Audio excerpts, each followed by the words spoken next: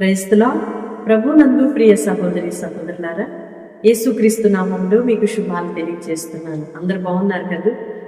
ప్రతిరోజు కూడా వాగ్దానం రిసీవ్ చేసుకుంటూ ఆ ఆధ్యాత్మికమైన కార్యక్రమంలో పాల్గొంటున్నాను. మీ అందరికి కూడా నా హృదయపూర్వకమైన వందనాలు తెలియజేస్తున్నాను.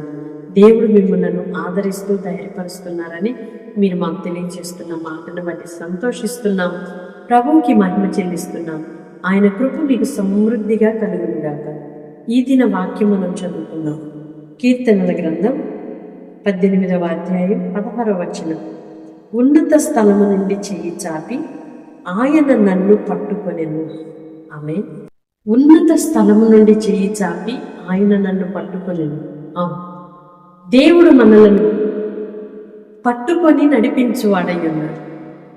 కొన్ని సందర్భాల గుండా మనం వెళుతున్నప్పుడు నిస్సహాయకులుగా నిలిచిపోయినట్లుగా, ఇప్పుడు నాకు ఎవరైనా చెయ్యి అందిస్తే బాగుండు, కొంచెం హెల్ప్ ఇస్తే బాగుండు, మాట సహాయం చేస్తే బాగుండు, నాకు ధైర్యం కోసం కొంచెం వెన్ను తట్టినట్టు అలా నిలబడితే బాగుండు అని కొన్ని సందర్భాల్లో మన మనస్సు బలహీనమైపోతూ ఉంటాం.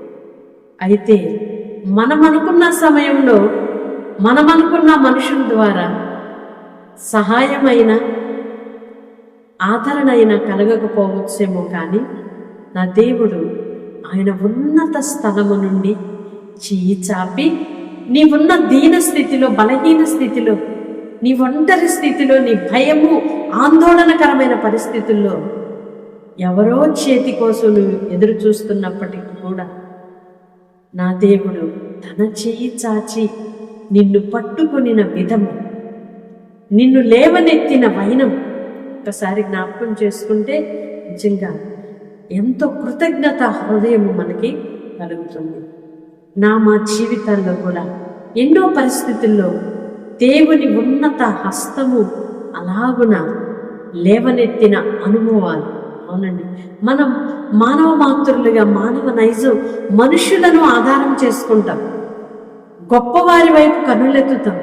సహాయం చేయగలిగిన మనుషులు, నాకు సహాయం ఎక్కడ నుండి వస్తుంది అని కొండలాంటి మనుషుల వైపు చూస్తూ అర్థిస్తూ ఉంటాం.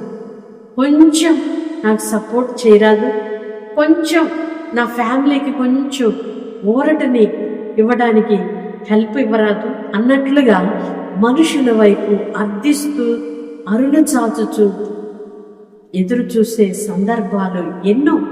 అయితే నా దేవుడు ఆయన ఉన్నత స్థలము నుండి చెయ్యి చాచి నేనున్నాను బిడ్డ, నేనున్నాను కదా నీకు అని ధైర్యపరిచిన అనుభవాలు ఎన్నో. అవునండి, మీ జీవితాల్లో కూడా ఇలాంటి పరిస్థితులు ఎన్నో ఎదురై ఉండొచ్చు.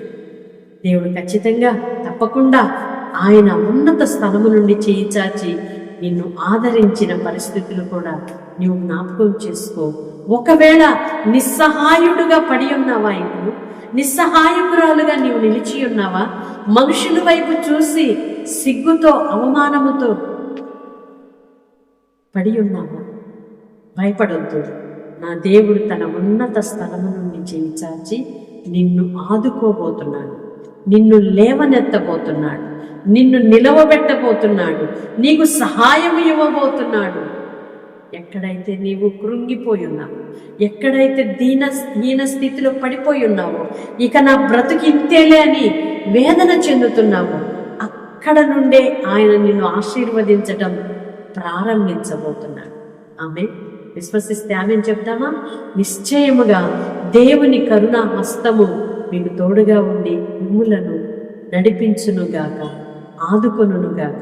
ప్రార్థన చేసి, పరిశుద్ధుడైన దేవా, ప్రేమ కలిగిన తండ్రి, మీ స్తోత్రాలై ఉన్నత స్థలముల నుండి మమ్మలను చేయి చాచి నడిపించిన దేవుడు, విడిపించిన దేవుడు.